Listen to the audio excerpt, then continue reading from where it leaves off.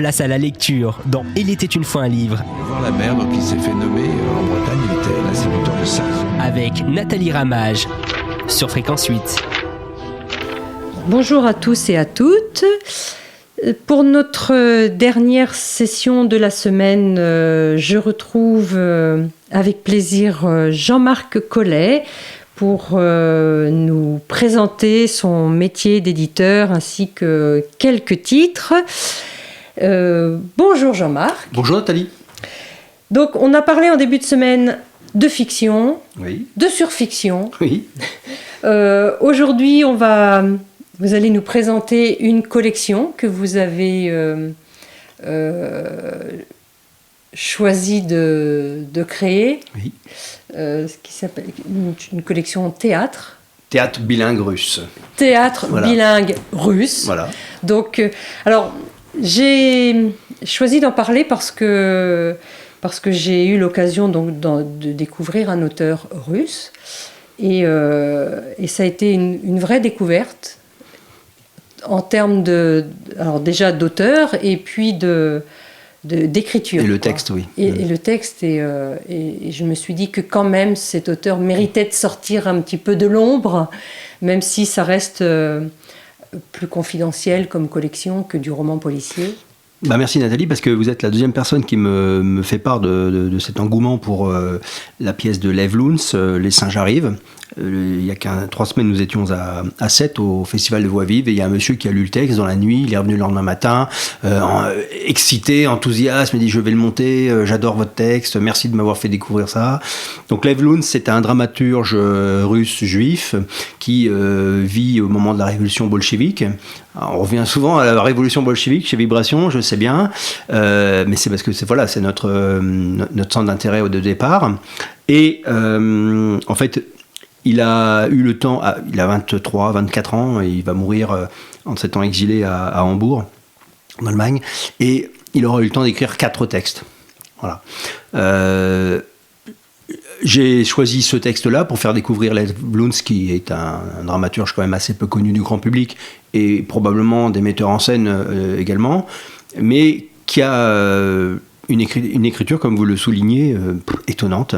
L'intrigue de cette pièce est prodigieuse. Moi, je trouve qu'elle a des accents tellement contemporains, tellement actuels, qu'il faut vraiment la lire.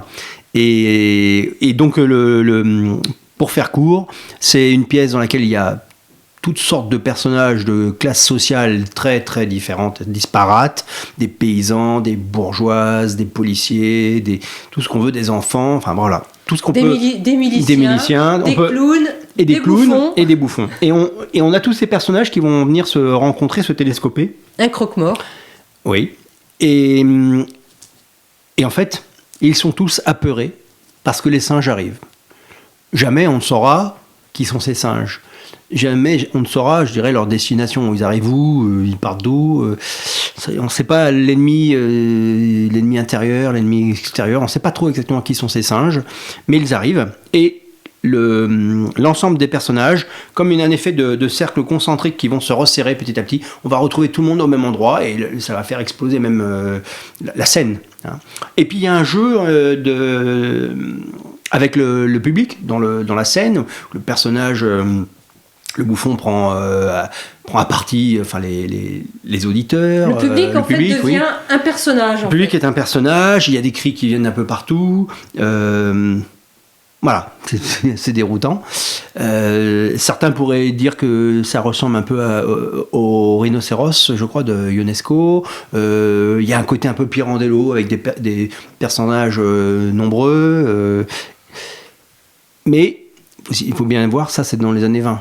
Donc c'est un jeune dramaturge qui a une vingtaine d'années et qui est capable d'écrire un texte prodigieux, assez puissant, qui aujourd'hui donc me parle et qui a vous-même a réussi à produire un effet. Alors ce qu'on attend nous maintenant, c'est que quelqu'un le joue. Oui, parce que c'est vrai que le titre déjà intrigue. Oui. Les singes arrivent. Les singes, effectivement, comme vous disiez, qui sont ces singes ? Et à la fois, je me dis, cette pièce de théâtre pourrait aussi être un manuel pour expliquer comment est-ce qu'on peut créer un ennemi fictif à tout le monde. Une angoisse. Ça peut être collective. une angoisse, Oui. ça peut être, on ne sait pas, parce que finalement les singes, ça peut être n'importe qui, mais n'importe quoi aussi, mais quelque chose qui soit une menace collective. Et comment faire pour réussir à réunir des gens aux intérêts, aux objectifs, aux origines diverses, Oui. en faire une coalition et que tout ce beau monde-là crie au loup de la même façon et à l'unisson, quoi. Et je me dis, mais c'est quand même incroyable. C'est pour ça que ça nous parle, en fait. Ben voilà, les ressorts, comment est-ce qu'on peut arriver à manipuler Oui.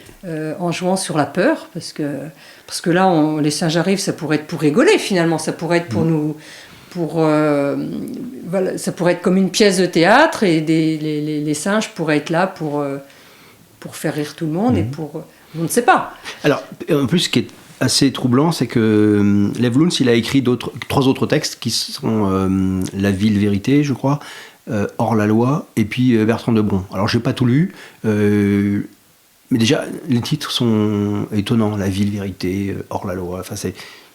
Voilà, moi, ce personnage m'intéresse à tel point que, puisque j'ai rencontré des gens qui étaient eux aussi troublés par ce texte, cette écriture et ce type, j'ai décidé probablement en 2024, donc on est encore à loin, d'essayer de me trouver un spécialiste en Russie de Lev Luns pour en faire un essai. Oui, parce que si on cherche sur Internet, et pourtant, Dieu sait qu'on peut trouver. Oui, mais il n'y a pas grand-chose sur Lev Luns. Et en fait, Lev Luns, à part le fait qu'il soit né en 1901, mort en 1924, de maladie, il est même pas mort. Je crois que c'est une tuberculose, quelque chose comme ça. Il aurait pu être assassiné. Oui, comme tant d'autres. Voilà, ou exilé. Exilé, oui, mais politiquement. Enfin, je veux dire, il était. On ne sait pas s'il était... Il était soutenu par Gorky, donc qui était quand même un auteur à l'époque qui était en odeur de sainteté. Ah, il est resté très longtemps. Donc on se dit, il a la protection de Gorky et à la fois, alors peut-être parce qu'il est mort jeune, il n'est pas trop passé à la postérité. Il n'a pas eu le temps, puis il a certainement été écrasé par d'autres, puis il a quitté le territoire soviétique, donc ça c'était pas un bon signe à l'époque. Hein. Rappelons-nous Marina Tsvetaeva, qui part à Prague pour rejoindre Effron, et puis qui va ensuite à Paris, et qui ne reviendra que pour l'ultime respiration en 39 ou 38, je ne sais plus exactement, avant de mourir en 41. Quoi. Donc elle n'était plus en odeur de sainteté pendant très longtemps. Dès qu'on quittait l'Union soviétique, c'est qu'on avait fait son choix. Et là, Lev Luns, finalement, peut-être que ce qu'il avait vécu un peu plus longtemps, on en parlerait plus. On en parlerait peut-être plus. Bien sûr.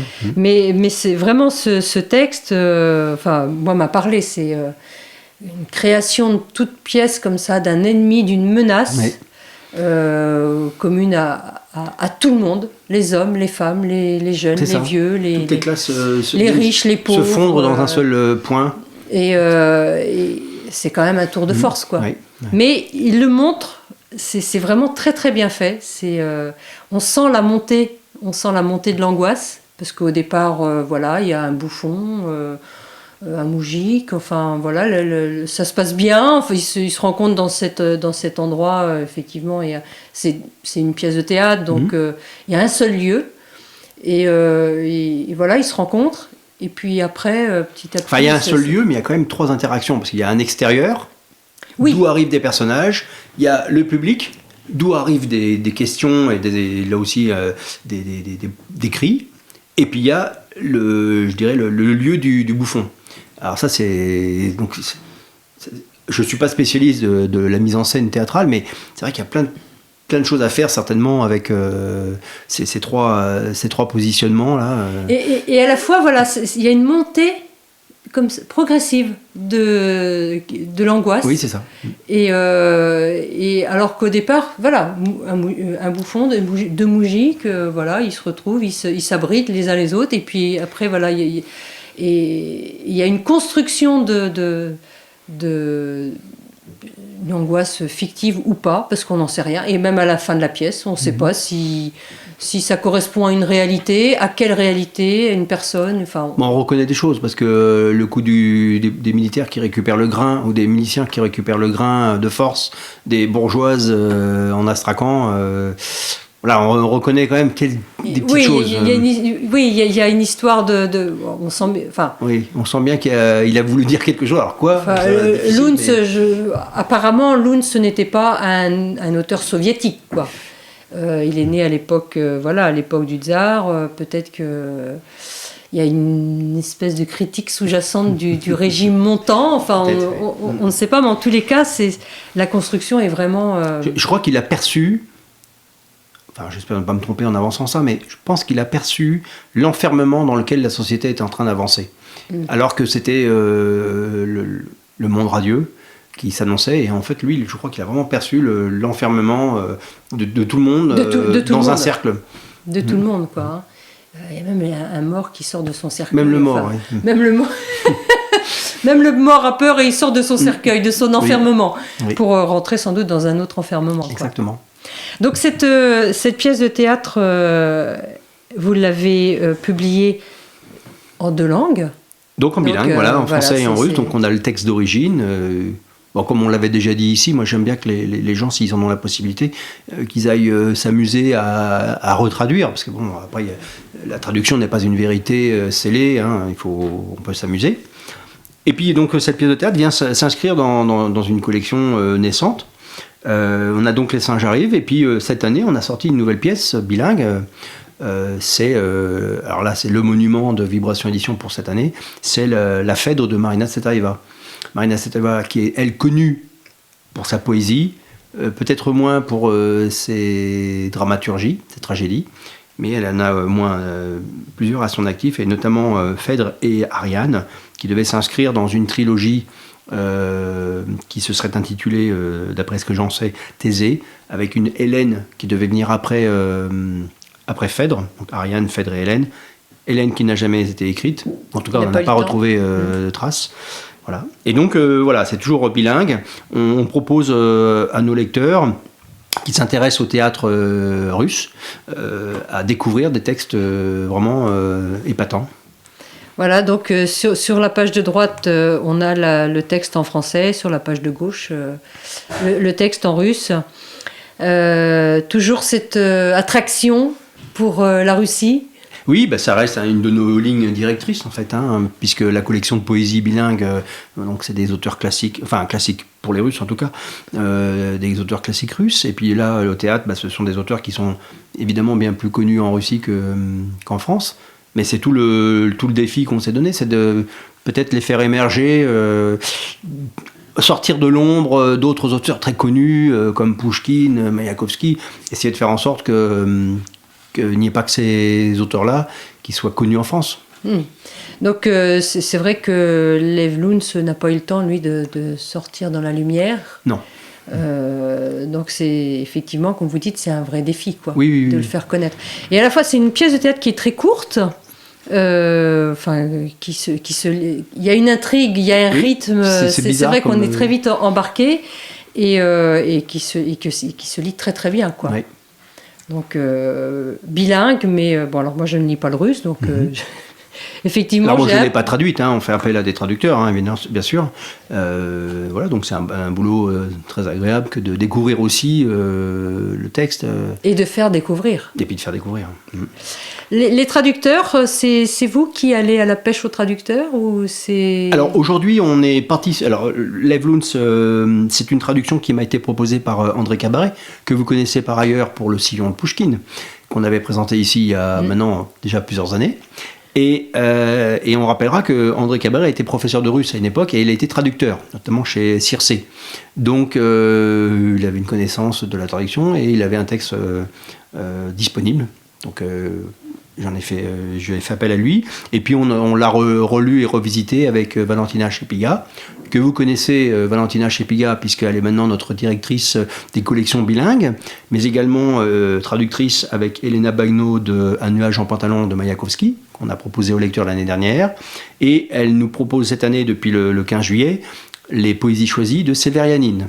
Donc là encore, Là encore, un poète qui est peu connu en France et qui est pourtant très apprécié par les Russes, mais lui aussi effacé par l'ombre de Maïakovsky. Voilà. Son frère ennemi, en fait. Son frère ennemi, son rival. Oui.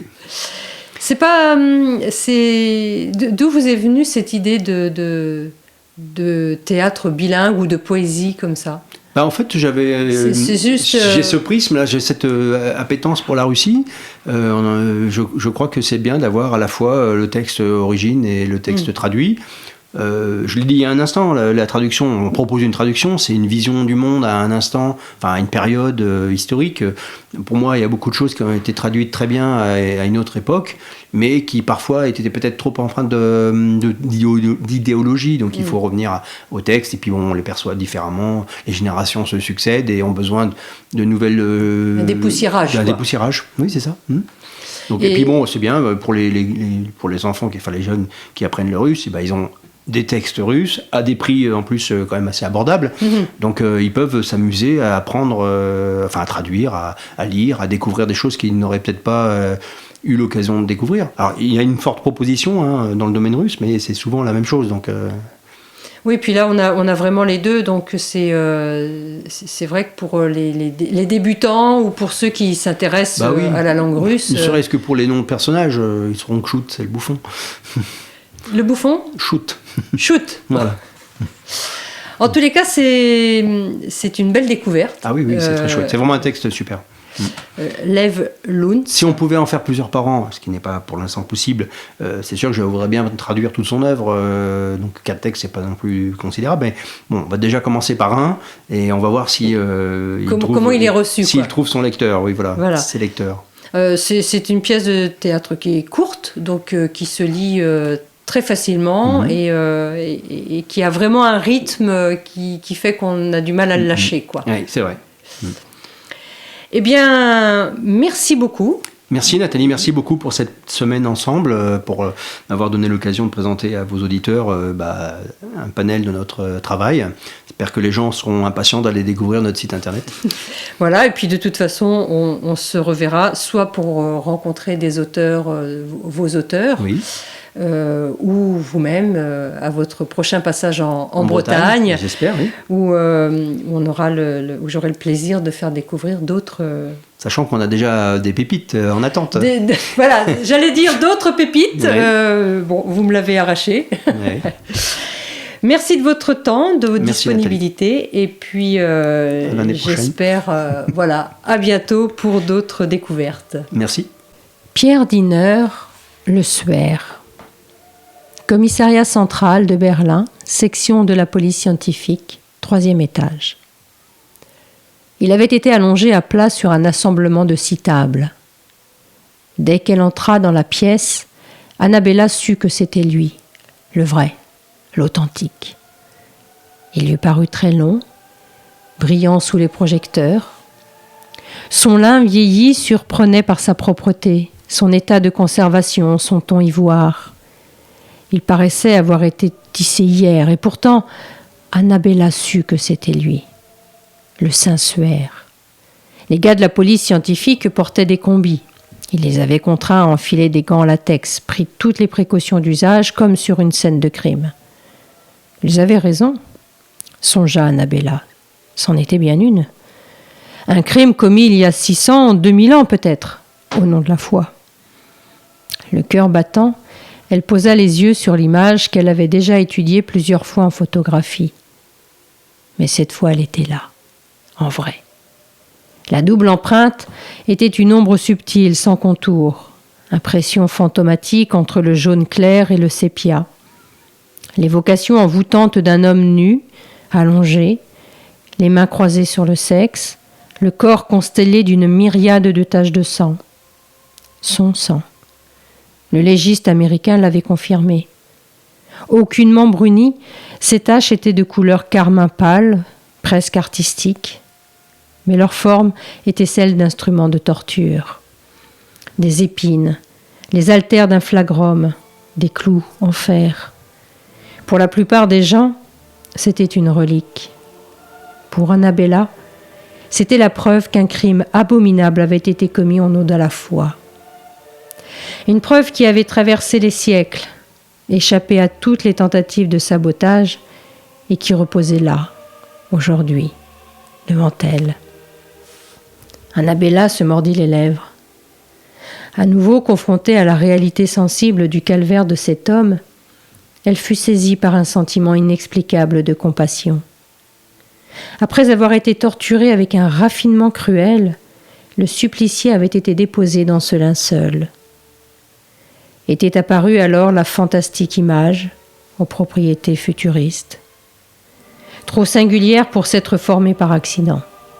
En tant que flic, Annabella avait flairé le mobile du crime qui tenait en quelques mots « pour que l'humanité ne perde pas l'espoir ». L'inexplicable oxydation des fibres de l'un ne pouvait que s'être formée à distance. Tel était le mystère sur lequel toutes les disciplines scientifiques modernes, tous les moyens techniques de la NASA s'étaient cassés les dents. Annabella s'approcha encore pour contempler le visage de plus près, mais il parut s'évanouir à ses yeux. Il n'était plus qu'un masque irréel à présent, celui du Baphomet des Templiers, avec sa crinière ensanglantée et sa barbe divisée en deux. Annabella ne pouvait décider si ses yeux étaient fermés ou ouverts, en train de l'observer. Bouleversée, elle laissa courir son regard sur le corps. Ce ne fut qu'à ce moment seulement qu'elle vit le trou béant sur le torse. D'au moins 15 cm de diamètre, il ressemblait à une brûlure toute récente. « Putain, les cons !» s'entendit-elle dire. Le père Duplessis l'avait repéré, lui aussi, et se penchait pour l'examiner, la mine inquiète. L'image imprimée sur le suaire de Liret, puis Chambéry, puis Turin, avait traversé 6 siècles sans atteinte majeure. Si l'on accréditait la thèse du suaire antique, 2000 ans d'histoire. Au XXIe siècle, alors que les systèmes de sécurité ont atteint leur plus haut niveau, on l'avait laissé dégrader de façon irrémédiable. Place à la lecture dans Il était une fois un livre. Voir la mer, donc il s'est fait nommer en Bretagne, il était l'instituteur de Sars. Avec Nathalie Ramage sur Fréquence 8.